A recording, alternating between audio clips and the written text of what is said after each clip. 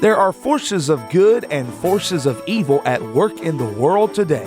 What are these forces? Who is responsible for the good? And who is responsible for the evil? Richard Schaff talks about current events which are rarely discussed by the mainstream media, events that affect us all. This program seeks to identify, to inform, and to equip the believer for what's ahead.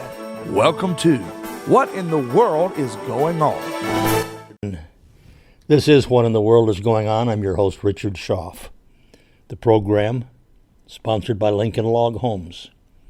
We're pro-Christian, pro-American, pro-life, pro-Second Amendment, and here only by the grace of God. I want to start today's program by sharing a few quotes from our president. Boy, he comes up with some good ones, doesn't he? Just a few that have come across my desk recently. First, on the protests, our president said, "There'll never be an autonomous zone in D.C. as long as I'm your president." Well, he was saying that the protesters will never be able to replicate the situation, that chaotic situation going on out in Seattle. Not as long as he's in the White House. He noted in a tweet that he would meet them with very serious force if they tried to establish one in D.C. He vowed to crack down on anti-police protesters, authorizing the federal government to arrest anyone who vandalizes or destroys any monument, statue, or other such federal property. A quote from our president. Continuing quoting, "I have authorized the federal government to arrest anyone who vandalizes or destroys any monument, statue, or other such federal property in the U.S. with up to 10 years in prison. This per the Veterans Memorial Preservation Act or such other laws that may be pertinent." He posted it on Twitter. This action is taken effective immediately, but may also be used retroactively for destruction or vandalism already caused. There'll be no exceptions, he noted. Thank you, Mr. President. Glad to hear that. Another one, he vowed that he won't be watching if the NFL players kneel during the national anthem. Really like that. U.S. President Donald Trump has said he'll not watch National Football League or U.S. soccer team matches if the players do not stand for attention for the national anthem. The U.S. Soccer Federation recently said it had dropped its requirement that players stand during the anthem, saying the policy was wrong and detracted from the Black Lives Matter movement. The policy was adopted in 2017 after U.S. women's national team member Megan Rapinoe took a knee during the anthem before a game in solidarity with the NFL quarterback. You know, the one that led the protest where he knelt to call attention for racial justice. "I won't be watching much anymore," Trump tweeted. This was in response to a report by Republican Congressman Matt Gaetz criticizing U.S. soccer's move, and it looks like the NFL is heading in that direction also. "But not with me watching," Trump said. NFL Commissioner Roger Goodell said this month that the league had made mistakes in not listening to players and denounced racism in the country amid protests over police brutality against black people. Trump has been a vocal critic of players kneeling during the anthem, previously tweeting that NFL players who did so were, quote, "disrespecting our country and a flag." Mr. President, I personally agree with you 100%. And I personally don't think I'll be watching much NFL anymore either. And Trump noted that Pelosi, Schumer make the U.S. the worst country to deal with in the universe. Rebuking the congressional leader, House Speaker Nancy Pelosi, and Senate Minority Leader Schumer, President Donald Trump said these people make the U.S. the toughest country in the world to deal with. They say, I'm sometimes asked, what is the toughest country to deal with? Is it China? Could it be North Korea? And I said, no, it's the United States of America. That's the toughest country to deal with because we've got Schumer and Pelosi and people that are bad people that I honestly believe don't love our country. That's a quote for Trump, said it on Sean Hannity's show, Fox News, just recently up in Green Bay, Wisconsin. Continuing a quote from our president, what they do to our country and what they've done with this scam, the whole scam, referring to the investigation by Congress during the first 3-year plus of his presidency. And Trump continued with another remark where he told the Republicans that they need to get tougher. He put out a challenge to his fellow Republicans in an election year. Get tougher, he said, and stop trying to stay politically correct. The Republicans have to get tougher, and I'm telling them all the time, because they're sitting back. They want to be politically correct. And, I think it's something bad. Again, he was talking with Sean Hannity. Talking about the quelling and assault on America's statutes and social injustice protests leading to civil unrest and riots, Trump continued, No, I told him. You'll see if anybody attacks. You'll see what's happening. We told him every night we're going to get tougher and tougher. And at some point there's going to be retribution, because there has to be. A quote from President Trump. Continuing with his quotes, the people are vandals, they're agitators. Yeah, but they're terrorists in their hearts. I think you're going to be extremely impressed with what happens. He called on Republicans to join him in getting tough on the violent raiders. Oh, raiders? Or was it rioters? Or was it protesters? But anyway, those violent ones who are hijacking peaceful protests. He continued, I love the Republicans. I told you they came out for me 100%. I've got 96% approval rating in the Republican Party. But I said, you're going to have to get tougher. You can't be politically correct anymore, because we're really fighting something that is very dangerous. End quote. Amen, Mr. President. And Trump noted Biden will run you over. He predicted if elected, Biden would destroy our country. Calling the radicalization of politics a disgrace, President Donald Trump said electing Democrat Joe Biden will, quote, destroy our country. He is a candidate who will destroy this country, and he won't do it just by himself. Because, you see, he'll be run by a radical fringe group of lunatics who will destroy our country. And people have to know that. That, a quote from our president. Trump continued to point to Democrats willfully allowing protests to turn violent and destructive. A quote. Democrat thinks it's wonderful that they're destroying our country. He was referring to the riots, the looting, and arson after the death of George Floyd. Another quote, it's a very sick thing going on. Nobody's ever seen it before, end quote. It wouldn't even be necessary. It wouldn't necessarily be Biden's fault, Trump added, saying he'll get run over because he gives in to the radicals every time. They're always trying to control him, and they're doing it quite successfully. Look, I don't think Biden's a radical leftist himself, but it doesn't matter, because they're just going to he'll do whatever they want him to do. They'll take him over. He can't perform. He's not going to be able to perform. He's shot.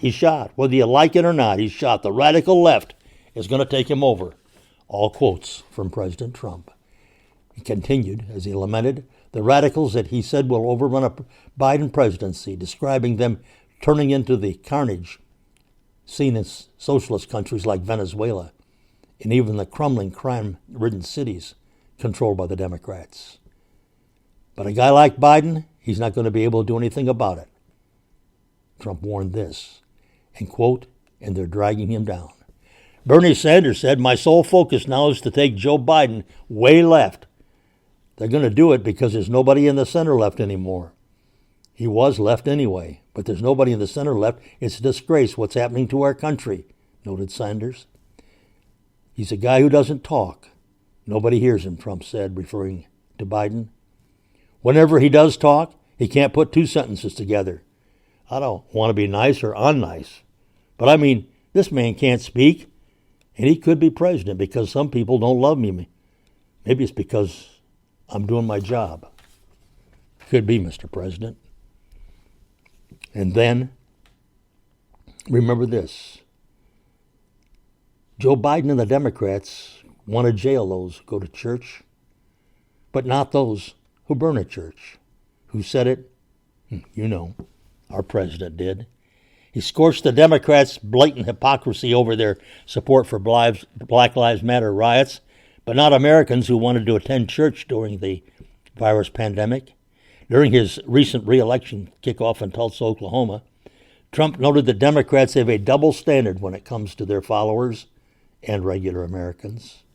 He said, and I quote, Joe Biden and the Democrats want to prosecute Americans for going to church, but not for burning a church. They believe you can riot, vandalize, and destroy, but you cannot attend a peaceful pro-American rally, said our president. They want to punish your thought, but not your violent crimes. Another quote. Joe Biden has surrendered to his party and to the left-wing mob. He does not have control. Does anybody honestly think he controls these radical maniacs? Trump asked. Do you know what he says to his wife when he's not confusing his wife with his sister? Get me the heck out of here. These people are crazy. Joe Biden has surrendered to his party and to the left-wing mob, noted our president. Just a few of the reasons that he has said things that make me like him even more. And then there was this, Trump on Flynn. Referring to General Flynn, he said he was treated horribly by a group of very bad people. He was persecuted. What happened to General Flynn should never happen again in our country. A quote from our president. The United States Federal Appeals Court ordered recently the dismissal of charges against former National Security Advisor Michael Flynn, effectively ending his high-stakes legal battle with the Department of Justice. This raiding of his house, going after him, cost him everything he's got, cost him his home. A 3-judge panel on the D.C. District Court of Appeals just recently approved Flynn's petition to intervene in the case after a district court judge had tapped an outside counsel to argue against the Department of Justice move, noted the website. Oh yeah. General Flynn made some sacrifice. And then you may ask, why didn't Trump do anything? Why didn't he take action out in Seattle? The leftist tantrum is an information operation. And folks, Trump is winning it. It was certainly frustrating to watch a pack of reeking leftist scumbags declare a portion of an American city, quote, an autonomous zone. That's what happened with the Democrats and their secession fetish. But don't get frustrated because Trump didn't send in the 101st Airborne. He didn't ask them to go in there and power wash the human grunge from Seattle's ficus-bedecked streets. That's what the Democrats wanted Trump to do.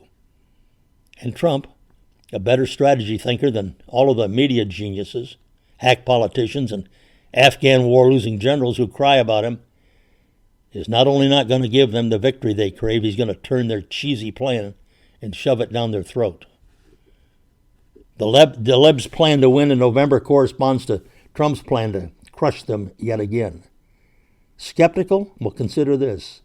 In the 5 years since he rode down that escalator bringing Hades with him, how many times have they come at Trump and won? Last time I checked it out, folks, it was 0. He spent half a decade on the edge of doom, and he's still here. Why would you think that the walls are suddenly closing in now? Let's understand this strategy scenario. The long-term strategy objective of the leftists is to turn the United States into Venezuela. And they want to be Maduro, each one of them. The major strategic objective that will put them in a position to do so is victory in the November election. Everything happening right now is part of their overall strategy to achieve this objective. No, now even the mayor of Seattle is calling it quits. I saw where the leader of the pack out there in Seattle has now said, quote, it's time for us to go home. Sure is. It sure is. Then we have this, the political genius of Donald Trump. The word genius is not often given to Donald Trump, except perhaps by himself. But he's demonstrated since early 16 that he does indeed have a rare political genius. This is a man not given to modesty. President Trump can rightfully claim he embodies the American ideal of an assured sense of purpose that comes from totally believing in one's own greatness. His campaign slogan of 2016, "Make America Great Again," was as much about his own greatness rubbing off on America as it was about America's destiny. It's precisely this quality of character that's enabled Trump to be what he has become, the current symbol of the greatness that America once was and is already becoming again. And what is most impressive about Trump is that Trump the man is something that would be a weakness by anybody else. You see, he delights in fighting with an unflagging energy. He likes to fight the messy tactical engagements his political enemies force upon him. Many of these would overwhelm a weaker man. But you see, through all of this, Trump the president has been implementing his political strategy as if the constant skirmishes with those trying to unseat him are a mere inconvenience. It's his opponents who are exhausting themselves while seemingly making no dents in his armor. This as he continues toward his goal. So preoccupied with destroying has the Democrat Party been since 2016 that their only success is their own survival. But the party is even more disunited than it was in 16 and is having to downplay the extremism of a younger generation of neo-Marxist activists that are pushing policies ever leftwards in a way that's alien to most Americans. Paradoxically, their latest presidential candidate looks as if he had just wandered out of a retirement home with an idea that he'd like to go for lunch, but he's got no idea how to get to the dining room. And along with all of this comes nothing but the same old empty promises. More welfare, more minority rights, more social justice, more multicultural harmony. The usual combative rhetoric of social conflict and fighting injustice gives this game away. In reality, all the Democrats have to offer ordinary Americans is more social strife, more crime, more state interference, and of course, higher taxes. The Democrats have run out of ideas, and it's Trump who has done this to them, albeit with their unwilling collusion. He has made himself seem such an irresistible target to take down that they've expended too much political capital on keeping him in their sights. Constant and highly personal campaigns of ridicule and denunciation have been combined with obstruction of his policies and harassment of his appointees and supporters. And while they've been doing all this, the Democrats have neglected vital strategic issues, such as how a winning message to the electorate later this year might be most useful. They've been trumped by a political genius. Oh, yes. The roots of Trump's political genius lie in his highly unorthodox approach to public life. He's enjoyed careers as a property development, a business entrepreneur, a game show host, a high-profile member of America's business elite. For decades, he supported the Democrats, contributing millions of dollars to their funds and donating to charitable causes associated with them. Through all of this, he has exhibited the same mixture of lambast, braggadocious, and brashness, and a directness of expression that offers no room for confusion as to his intentions. None of these qualities appear to be an advantage to anyone considering a political career. When he decided that his only remaining ambition was to run for president, the Democrats all but laughed in his face. A man such as Donald Trump does not take that kind of treatment lightly. And when he then appeared as a Republican presidential hopeful, they still mocked him. How could a man such as Donald Trump possibly win the presidency? There is no greater danger than underestimating your opponent, you know. Trump has a genius for getting people to underestimate him. And good listeners, he is still doing it. As the campaign season gets underway in the coming weeks, the mudslinging from the Democrats is going to get messier. But they're now at an even greater disadvantage than they were in 2016. Back then, Trump, having been one of them for decades, knew exactly how their minds worked and what their weaknesses were. When Hillary Clinton started treating him in the public debates as if he was a simpleton in the presence of greatness, his responses were brutal and they sure hit the mark, didn't they? The campaign of Clinton crumbled into irreverence, even as Clinton herself became ever more strident and more obviously condescending to supporters and opponents alike. This year, Trump has a track record in power to campaign on, and he won't be worried by his current poor showing in the opinion polls.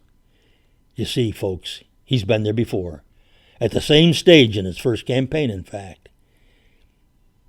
He'll already be prepared for the negative campaigning the Democrats will fall into. The problem with the negative campaigning is it can continue to dominate all the other messages. That's what happened in 2016, and this time it's likely to be no different. We can all agree that Trump is not a humble man. And he doesn't like admitting mistakes, but when he's made a few, all great men do. Great men are only human, you know. But even this Trump, at that time, will turn it to his advantage. Not dwelling on past mistakes enables total focus on the next challenge, the next hill to climb, the next victory to be won. Our president is very focused, you know. Donald Trump is into winning. And if enough people in America believe that he will take them to the top, along with himself, they're going to vote for him. And he's also very good at getting those who feel let down by the Democrat Party to believe in him. He knows how they feel, because the Democrats let him down by not believing in him. And he knows how the Democrat Party works and what its weaknesses are. He knows the right message to send out, and he knows what message will work.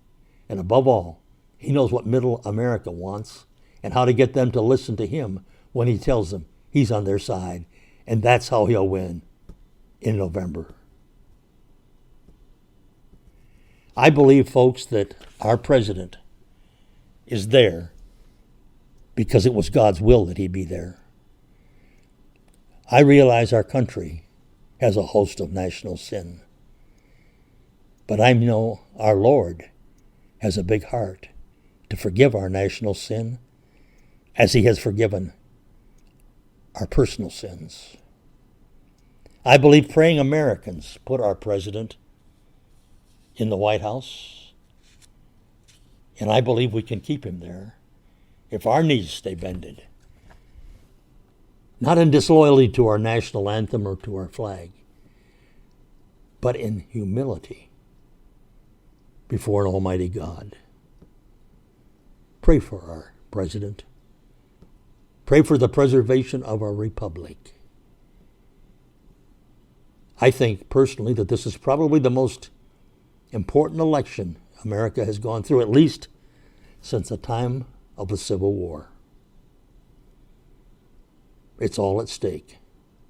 You can make the difference. In closing, let me mention a word from our sponsor, Lincoln Log Homes. Lincoln Log Homes, no finer home made any place. Best in the log home industry is my personal opinion. And hey, you know, we've got some great discounting prices that's available to you. All you've got to do is give us a call. You can go to our webpage. You can call us toll free at 800-848-3310. I'll personally work with you as CEO of the company. Remember, there's never a cost or an obligation to get a quote from Lincoln Logs. I'll do my best to get the answers for you. To the best of my knowledge, the best possible answers.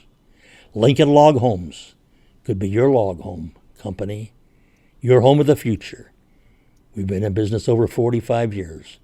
I'm a proud member of the Charlotte Better Business Bureau. Goodbye until next time, and God bless America.